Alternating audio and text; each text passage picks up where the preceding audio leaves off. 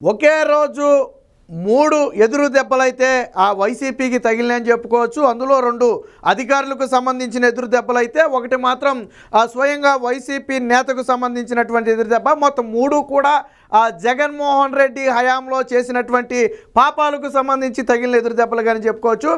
ఇక మొదటి దానికి వస్తే గతంలో జీజీహెచ్ సూపరింటెండెంట్గా ఉన్నటువంటి డాక్టర్ ప్రభావతి అందరికీ తెలిసిన విషయమే. రఘురామకృష్ణరాజు గారికి తీవ్రమైన గాయాలైతే ఎటువంటి గాయాలు కాలేదని ఒక తప్పుడు నివేదికను నాడు కోర్టుకు సమర్పించడం జరిగింది. దీని మీద నాడు రఘురామకృష్ణరాజు సుప్రీంకోర్టుకి వెళ్తే సికింద్రాబాద్లోని ఆర్మీ హాస్పిటల్కి రిఫర్ చేస్తే అక్కడ కాలి మీద గాయాలున్నమాట వాస్తవేనని నిర్ధారించడంతో పాటు 1-2 ఏళ్ళు కూడా చిట్లయ్యని చెప్పి వాళ్ళైతే చెప్పడం జరిగింది. సో కాళ్ళవేళ్ళు ఎందుకు చిట్లుతాయంటే ఖచ్చితంగా లాఠీలతో కొట్టినప్పుడు అయి ఉండొచ్చు. ఆ తర్వాత దాన్ని బేస్ చేసుకునే రఘురామకృష్ణరాజు కస్టోడియల్ టార్చరు అనుభవించారు అని భావించినటువంటి సుప్రీంకోర్టు ఆయనకైతే బెయిల్ మంజూరు చేసింది. ఆ తర్వాత కథ అంతా మనకి తెలిసిందే. అయితే ప్రస్తుతం ఉండి ఎమ్మెల్యేగా ఉన్నటువంటి రఘురామకృష్ణరాజు వీరి మీద కేసు నమోదు చేయడం జరిగింది. అందులో A1గా నాడు సిఐడి చీఫ్గా ఉన్నటువంటి సునీల్ ఉంటే A2గా జగన్మోహన్ రెడ్డి కూడా ఉన్నాడు. తర్వాత ఇదే కేసులో నాడు ఇంటెలిజెన్స్ చీఫ్గా ఉన్నటువంటి సీతారామాంజనేయులతో పాటు విజయపాల్ ఆల్రెడీ అరెస్ట్ అయిన జైల్లో ఉన్నటువంటి విజయపాల్ కూడా ఈ కేసులో ఉన్నాడు. దాంట్లో డాక్టర్ ప్రభావతి పేరు కూడా ఉంది. ప్రభావతి అరెస్ట్ కూడా జరిగింది. అయితే ఈ ప్రభావతి ముందస్తు బెయిల్ని హైకోర్టుకి అయితే వేసుకోవడం జరిగింది.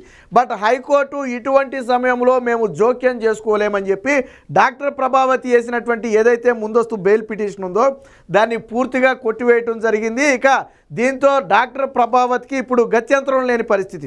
వాస్తవానికి ఆ రోజు తప్పుడు నివేదిక ఎలా ఇచ్చింది అంటే ఆ డాక్టర్లు చెప్పేది ఏంటి, నిజానికి పరీక్షలు చేసినటువంటి వైద్యులు కరెక్ట్గానే ఇచ్చారు నివేదిక. కాళ్ళ మీద గాయాలు ఉన్నాయి, కొంచెం కొట్టినట్టుగా ఉన్నాయి, ఎముకలు చిట్టినట్లు ఉన్నాయి, చర్మం అంతా కూడా ఇదైందని చెప్పి డాక్టర్లు నివేదిక ఇస్తే ప్రభావతి ఏం చేసింది, ఫైనల్ నివేదికను మార్చేసింది. డాక్టర్ల బృందం ఇచ్చినటువంటి నివేదికను మార్చేసి తప్పుడు నివేదిక కోర్టుకు సమర్పించిందంటే కోర్టును కూడా తప్పుదోవ పట్టించింది, కోర్టును కూడా మోసం చేసే ప్రయత్నం చేసింది.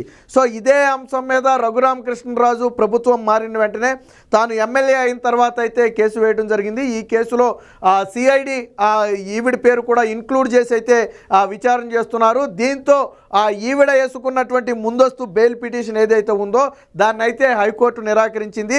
కేసు పరిణామం చాలా తీవ్రంగా ఉన్న నేపథ్యము, దాంతోపాటు కోర్టును తప్పుదోవ పట్టించిన విధంగా ఆవిడ నివేదిక ఇచ్చిందన్న ఆరోపణలు ఉన్న నేపథ్యంలో ఇలాంటి సమయంలో దర్యాప్తు జరుగుతున్న సమయంలో మేము జోక్యం చేసుకోలేము.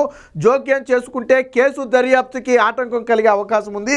ఇది తీవ్ర నేరారోపణతో సంబంధం ఉన్నటువంటి కేసు కాబట్టి అందులోనూ కోర్టును తప్పుదోవ పట్టించడం నేరారోపణే కాదు, ఒక ఎంపీ మీద డిగ్రీ ప్రయోగిస్తే ప్రయోగించలేదని తప్పుడు నివేదిక ఇవ్వటమే కాకుండా ఆ నివేదిక ఎవరికి ఇచ్చారు, కోర్టుకి ఇచ్చి కోర్టును కూడా తప్పుదోవ పట్టించారు.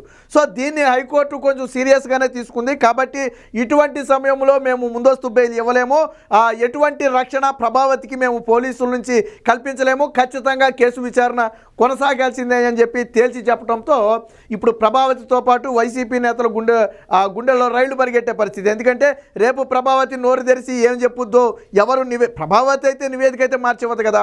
ప్రభావతికి రఘురామకృష్ణరాజుకి వ్యక్తిగతంగా విభేదాలు లేవు, అసలు వాళ్ళిద్దరూ ఎప్పుడు ఎదురుపడి కూడా ఉంటారు నాకు తెలిసి అప్పటికి.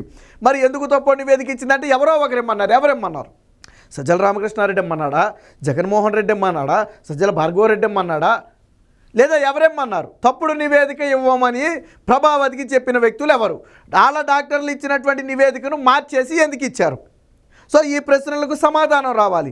ఎక్కడ నోరు విప్పితే ఈళ్ళ భాగవతం బయటపడతానని చెప్పి వైసీపీ నేతల గుండెల్లో అయితే రైళ్లు పెరుగుతున్నాయి. సో ఇది మొదటి షాకు, వైసీపీకి సంబంధించిన మొదటి షాకు, అధికారి అయినప్పటికీ వైసీపీతో సంబంధం ఉన్నటువంటి విషయం. ఇక రెండోది కూడా అధికారే విజయపాల్. ఇదే రఘురామకృష్ణరాజులో నాడు విచారణాధికారిగా ఉన్నటువంటి అడిషనల్ ఎస్పీ విజయపాల్ ప్రస్తుతం అరెస్ట్ అయ్యాడు, జైల్లో ఉన్నాడు, మనందరికీ తెలుసు. ఆల్రెడీ హైకోర్టు విజయపాల్ ముందస్తు బెయిల్ పిటిషన్ కొట్టేసింది. ఇప్పుడు సుప్రీంకోర్టుకి వెళ్తే సుప్రీంకోర్టు కూడా విజయపాల్ ముందస్తు బెయిల్ పిటిషన్ని నిర్దాక్షిణ్యంగా కొట్టేసింది. ఈ సమయంలో మేము జోక్యం చేసుకోలేమని చెప్పి సుప్రీంకోర్టు కూడా వ్యాఖ్యానించింది.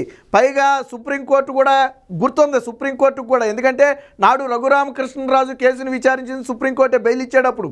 ఇప్పుడు మనం మాట్లాడుకున్నవన్నీ కూడా నాడు సుప్రీంకోర్టులో జరిగాయి. ఆర్మీ ఆసుపత్రి నివేదిక ఇవ్వటం, ఆల్రెడీ తప్పుడు నివేదిక ఒకటి ఇవ్వటం, ఈ వాదోపవాదాల తర్వాతే సుప్రీంకోర్టు ఇచ్చింది. పైగా కొద్ది ఘాటైన వ్యాఖ్యలు కూడా చేసింది. గతంలో హైకోర్టు ఏం చేసింది, కొన్ని ఘాటైన వ్యాఖ్యలు చేసింది. ఎందుకు ఈ కేసు ఇంత జాప్యంగా జరుగుతుందనే దాని మీద కూడా కొంచెం ఘాటైన వ్యాఖ్యలు చేసింది. సో విజయపాల్ విషయంలోకి వచ్చేటప్పటికి హైకోర్టు కొట్టేసిందని సుప్రీంకోర్టుకి వెళ్తే సుప్రీంకోర్టు కూడా కొట్టేసింది. హైకోర్టు తీర్పును సమర్థిస్తూ ఇటువంటి సమయంలో మేము కేసు విషయంలో జోక్యం చేసుకోలేము, అందులో విచారణాధికారిగా ఉన్న వ్యక్తి కాబట్టి ఈయన ఆ విచారణను అడ్డుకుంటే ఎంటైర్ కేసు మీద ప్రభావం పడే అవకాశం ఉంది కాబట్టి ఇప్పుడు విజయపాల్కి ముందస్తు బెయిల్ ఇవ్వలేమో, ఖచ్చితంగా కేసు విచారణ కొనసాగాలని అక్కడ సుప్రీంకోర్టు చెప్పింది. ఇక్కడ ప్రభావతికేమో హైకోర్టులో తగిలింది, విజయపాల్కేమో సుప్రీంకోర్టులో తగిలింది. సో ఎప్పుడైతే ముందస్తు బెయిల్ పిటిషన్ కొట్టేశారో అది కూడా వైసీపీ నేతల గుండెల్లో రైలు పరిగెడటం. ఎందుకు, నాడు రఘురామకృష్ణరాజు టార్చర్ సమయంలో కొంతమంది ముసుగులేసుకుని వచ్చారు. వచ్చిన వ్యక్తులు ఎవరు? రఘురామకృష్ణరాజుని టార్చర్ చేస్తుంటే వీడియోలు తీశారు. తీసింది ఎవరు? ఎవరు చూశారు? అలాగే రఘురామకృష్ణరాజుని ఇలా టార్చర్ చేయమని చెప్పింది ఎవరు? ఇలాంటి అనేక ప్రశ్నలకు సమాధానాలు రాబట్టాల్సి ఉంది. కాబట్టి ఎక్కడ విజయపాల్ నోరు తెరిస్తే ఎక్కడ ఇలా భాగోతాలు బయటపడిపోతాయి. విజయపాల్కి రఘురామకృష్ణరాజుకి ప్రత్యేకంగా వైరం ఏమీ లేదు కదా. అయితే సిఐడి చీఫ్ సునీల్ చెప్పాడని చేయాలా, లేదా జగన్మోహన్ రెడ్డి, సజ్జల రామకృష్ణారెడ్డి చెప్పారని చేసి ఉండాలి. అది ఎవరు చెబితే చేశాడనేది విజయపాల్ చెప్పాలి. ఆయన విచారణాధికారిగా ఉన్న సమయంలో ఎందుకు థర్డ్ డిగ్రీ, ఒక ఎంపీ మీద థర్డ్ డిగ్రీ ప్రయోగించడం అనేది చిన్న విషయం కాదు. విచారణాధికారి విజయపాల్ కాబట్టి ఆయన అనుభవించాలా. చేయమని చెప్పింది ఎవడైనా కానివ్వండి, విచారణాధికారి అండర్లో విచారణ జరుగుతున్నప్పుడు ఆ వ్యక్తికి చేంగుట్టినా ఆడదే బాధ్యత. మరి అలాంటిది ఒక వ్యక్తి మీద థర్డ్ డిగ్రీ ప్రయోగించి అరికాళ్ళు మొత్తం నరాలు చిట్లేలా కొట్టి ఎముకలు చిట్లేలాగా కొట్టేస్తే మరి దాన్ని కోర్టు ఎలా యాక్సెప్ట్ చేస్తుంది? కాబట్టి సుప్రీంకోర్టు ఏం చెప్పింది, ఇటువంటి సమయంలో మేము జోక్యం చేసుకోలేం, కాబట్టి విజయపాల్కు బెయిల్ రాదు. ఆల్రెడీ అరెస్ట్ అయ్యి జైల్లో ఉన్నాడు, విచారణ సాగుతుంది, కస్టడీలోకి తీసుకున్నారు, విచారించారు, మళ్ళీ జైలుకు పంపారు, విచారణ అయితే సాగుతుంది. ఆల్రెడీ హైకోర్టు కూడా అదే వ్యాఖ్యలు చేసింది. ఇటువంటి సమయంలో మేము జోక్యం చేసుకుంటే కేసుకు అంతరాయం వస్తుంది, ఇది తీవ్ర నేరారోపణ ఉన్నటువంటి కేసు కాబట్టి మేము జోక్యం చేసుకోము. ఈ తీర్పును సమర్థిస్తూ సుప్రీంకోర్టు ఇప్పుడు మేము కూడా జోక్యం చేసుకోమని చెప్పి బెయిల్ పిటిషన్ కొట్టేసింది.